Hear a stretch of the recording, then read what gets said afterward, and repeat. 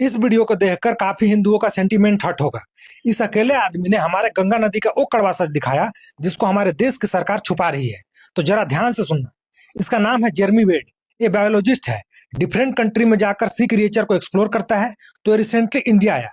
जब इसने गंगा नदी का वाटर क्वालिटी टेस्ट किया तो उसमें फिक्कल कोलिफॉर्म बैक्टीरिया मिले।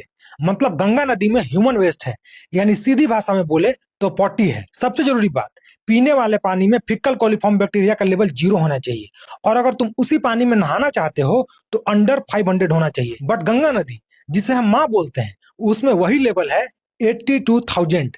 मतलब पीना तो दूर की बात, उसमें सिर्फ नहाने से तुम्हें टाइफाइड और कोलेरा जैसी बीमारी हो सकती है। और जब जेरेमी वेड ने अपने रिमोट कंट्रोल सबमरीन गंगा के अंदर भेजी तो देखा कि प्लास्टिक वेस्ट भरा पड़ा है, और कुछ ही मिनटों में उसके सबमरीन का फैन उसी कूड़े में पड़े एक फिशिंग नेट में फंस गया। और पता है, सबसे डेंजरस बात यह है कि गंगा में हार्मफुल केमिकल भी है, लाइक क्रोमियम, लेड, आर्सेनिक, जो कानपुर में एनिमल स्किन से लेदर बनाने वाले फैक्ट्री से आता है।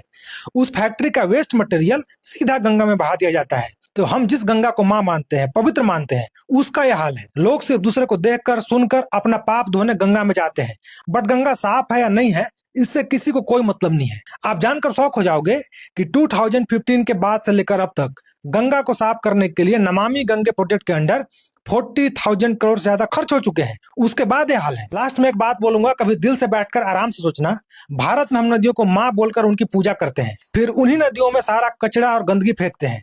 लेकिन दूसरे देशों में, जहां नदी को सिर्फ नदी माना जाता है, वहां की नदियां कितनी साफ होती हैं। तो कम से कम इतना देखने के बाद इंडियंस को और इंडिया की सरकार को शर्म तो जरूर आनी चाहिए।